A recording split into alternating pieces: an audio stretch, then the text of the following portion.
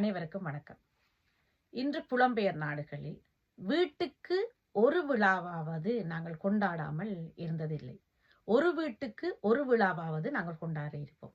பிறந்த தின விழா, திருமண விழா, பூப்புனித நீராட்டு விழா, ஏதாவது ஒரு விழாவை நாங்கள் கொண்டாடி இருப்போம். இந்த விழாக்களில் நாங்கள் முக்கியமாக செய்யும் விடயம் புகைப்படக்காரர்களையும் வீடியோக்காரர்களையும் பிடிப்பதுதான். எவ்வளவுதான் விருந்தினர்களை நாங்கள் அழைத்திருந்தாலும் இந்த புகைப்படக்காரர்களுக்கும் வீடியோக்காரர்களுக்கு நாங்கள் முக்கியத்துவம் கொடுப்பது இன்று வரை நடைபெற்றுக் கொண்டு இருக்கிறது. தாலி கட்டும் பொழுது கூட வீடியோக்காரன் சொல்லும் வரைக்கும் தாலி கட்டாமல் மணமகன் பார்த்து கொண்டிருக்க வேண்டிய ஒரு கட்டாயத்தில் நிகழ்வுகள் நடைபெற்றுக் கொண்டு இருக்குது. பிறந்த நாளுக்கு கேக் வெட்ட போகும் குழந்தை வீடியோக்காரன் சொன்னாதான் கேக்கை வெட்டலாம் என்ற ஒரு விடயமாக நடைபெற்றுக் கொண்டு இருக்கிறது. அப்படியாக ஒரு நிகழ்வை நடத்துவது இன்றைக்கு கேமராமேனும் வீடியோமேனும் தான். இப்படியான வீடியோக்காரர்கள் தாங்கள் எடுக்கும் புகைப்படங்களையும் வீடியோக்களையும் தங்களை நம்பி அழைத்து கொண்டவர்களிடம் கொடுக்கிறார்களா, ஒப்படைக்கிறார்களா என்ற ஒரு கேள்வி.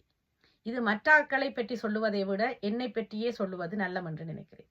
2023 ஆண்டு என்னுடைய மகளுடைய பிறந்த தின விழாவுக்கு ஒரு கேமராமேனை அழைத்திருந்தேன்.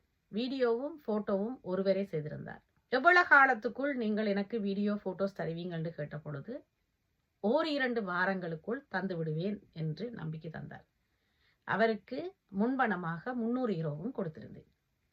கிட்டத்தட்ட ஓராண்டுகள் சென்றும் அவர் எனக்கு ஆல்பமோ வீடியோ கேசட்டோ தரவில்லை. எவ்வளவோ போராட்டத்துக்கு பிறகு ஆல்பம் ஒன்று கொடுத்தார். அதற்கு கொடுத்த முன்பணம் சரியாகிவிட்டது. மிகுதி பணம் வீடியோ தந்தத்தான் நான் தருவேன் என்று சொல்லி காத்திருக்கிறேன்.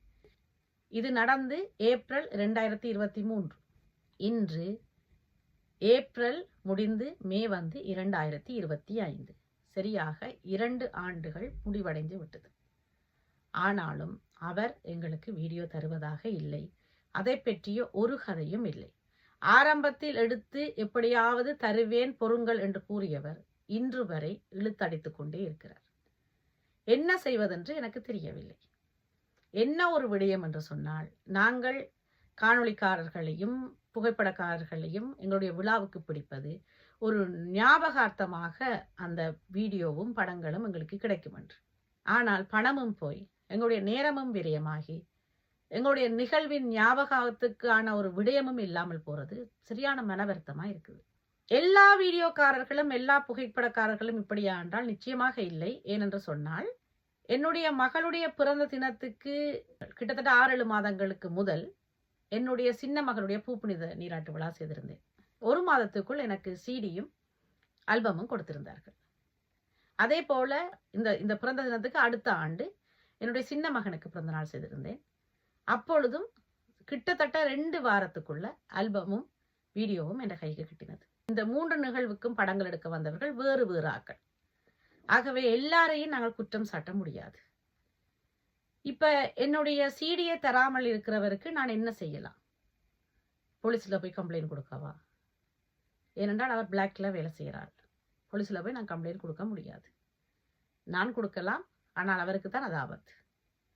என்னை ஏமாற்றி விட்டார் நான் கம்ப்ளைண்ட் கொடுக்கலாம், ஆனால் அவருக்கு தான் அது ஆபத்து.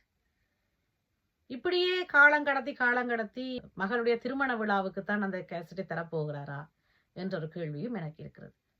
இந்த காணொளி பார்த்து அவர் இந்த சிடியை எனக்கு தராவிட்டால் அடுத்த காணொளியில அவர் யார் என்றதை நான் உங்களுக்கு இதில் காட்டும். ஏனென்று சொன்னால் அவ்வளவு கோபமாக இருக்கிறது. ஒருவர் ஏமாற்றுறது வேற, ஏமாற்றிக்கொண்டே இருக்கிறது வேற. ஏப்ரல் மாதம் வீடியோ எடுக்கிறார், மே மாதம் திரும்ப ஷூட்டிங் செய்யணும்னு சொல்லி ஷூட்டிங் செய்கிறார்.